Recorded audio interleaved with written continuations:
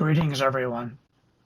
Here's my latest Ice Age Floodscapes video on Bretz's Great Cataract Group.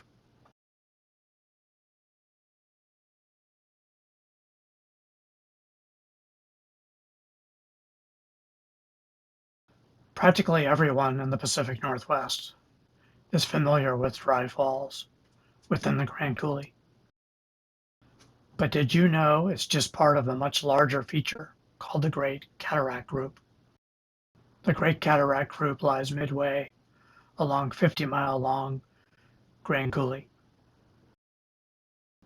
The Great Cataract Group was named and identified by pioneering geologist J. Harlan Bretz about 100 years ago. Bretz recognized it as a recessional cataract complex associated with Ice Age flooding. The Great Cataract Group is a series of recessional cataracts and vertical cliffs almost 4 miles wide. Today, the height of multi-alcoved dry falls is 400 feet. Floodwaters behind the falls approached another 400 feet deep. Dry falls and Umatilla Rock lie at the west end of the Great Cataract Group. From here, the cataract complex continues along Deep Lake to the Castle Lake Basin before terminating at Don Paul Draw. The Great Cataract Group has been frozen in time since the last megafloods about 15,000 years ago.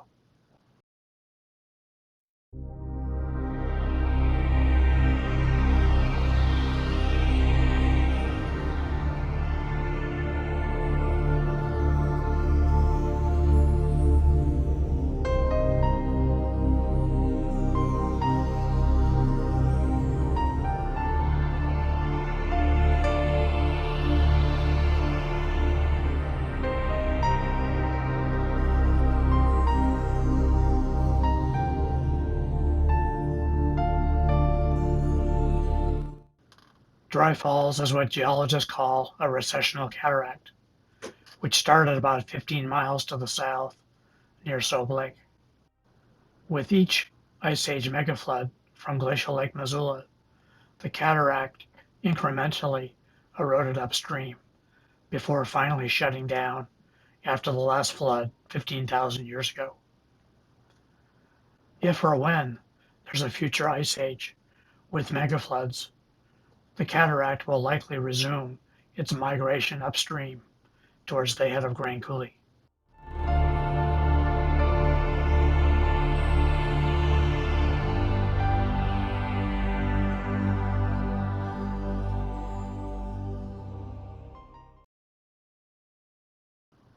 Across the elevated basalt plateau between Dry Falls and Castle Lake Basin, behind the precipitous cataract walls, are dozens of south-trending semi-parallel grooves created by megafloods. The grooves are oriented in the direction of flow for the megafloods that were hundreds of feet deep and raced across the elevated plateau you see here. Along with the grooves, floodwaters also hollowed out some shallow circular potholes.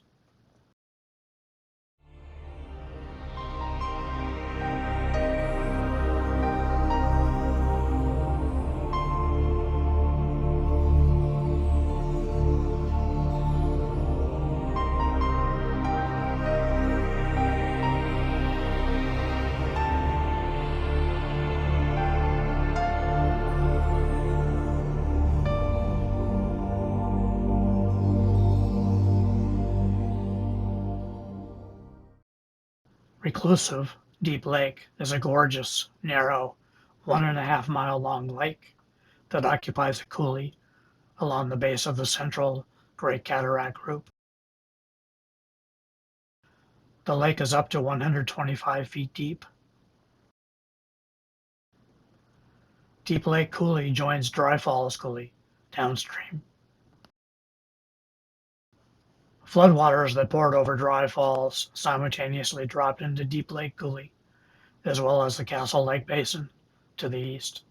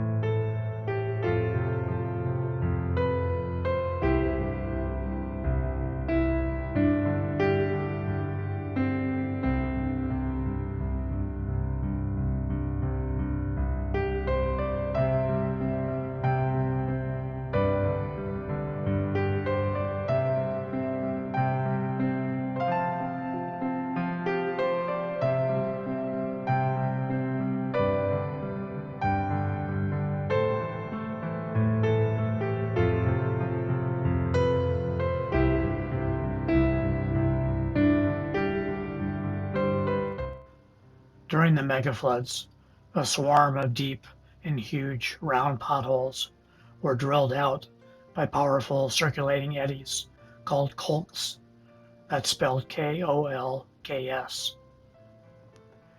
Huge potholes like these have an affinity for the top of the Grand Ronde basalt formation, both here and elsewhere.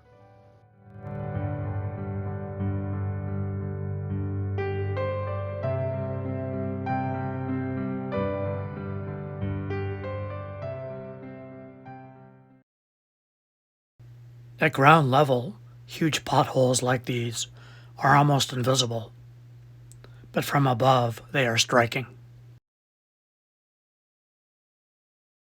Notice the overhanging ledges within this pothole. This is where floodwaters preferentially plucked and sucked out basalt columns from the bottom of the pothole. The more randomly fractured basalt in the overlying entablature was more resistant to erosion, thus forming overhangs within the potholes.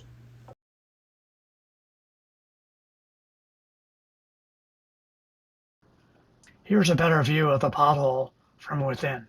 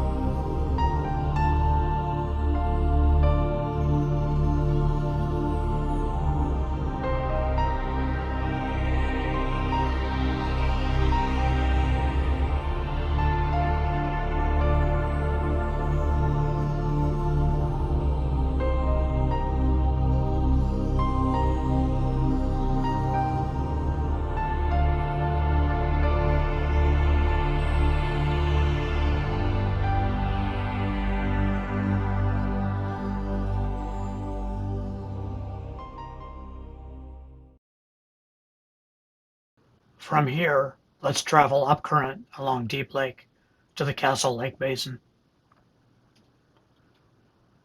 Here's the Castle Lake Cataract and Basin created by the roiling floodwaters that race toward Deep Lake and spreading out for 4 miles all the way to Dry Falls.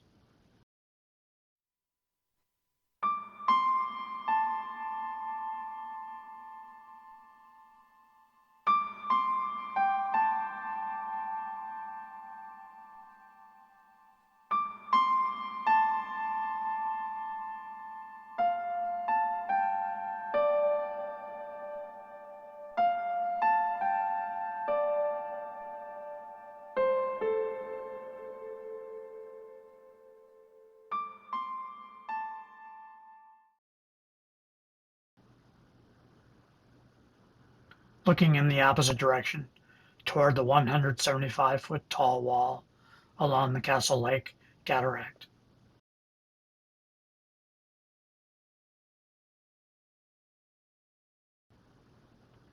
Behind the lip of Castle Lake Cataract are dozens more south-trending, semi-parallel grooves that span the entire width of the upland plateau behind the Great Cataract Group, all the way to Dry Falls, 4 miles away. Tom Foster of HugeFloods.com and I descended the cataract wall into the Castle Lake Basin via a set of well-anchored steel ladders.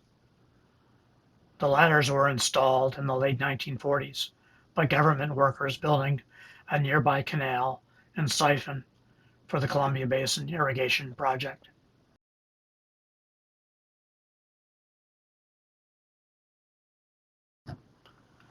Along the western margin of the Castle Lake Basin is Castle Rock.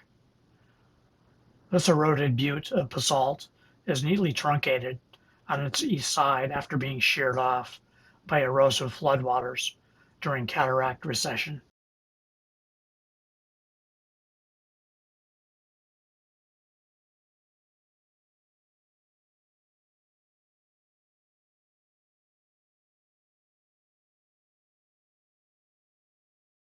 Downstream, floodwater from Castle Lake Basin cascaded into Deep Lake far below.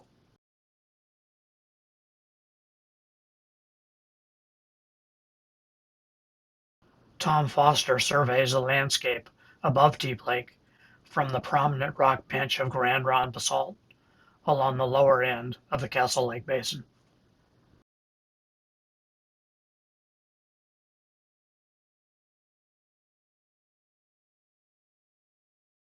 Here's the wild and remote upper end of breathtaking Deep Lake. Deep Lake Coulee continues eastward into Don Paul Draw above Deep Lake. Castle Lake Basin is to the right.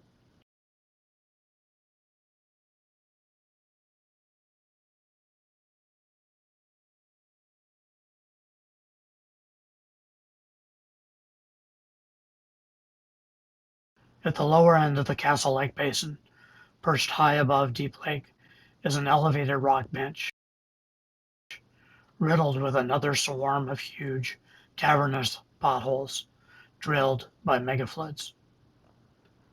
These potholes were also drilled into the top of the Grand Ronde basalt, very similar to those shown earlier near the lower end of Deep Lake.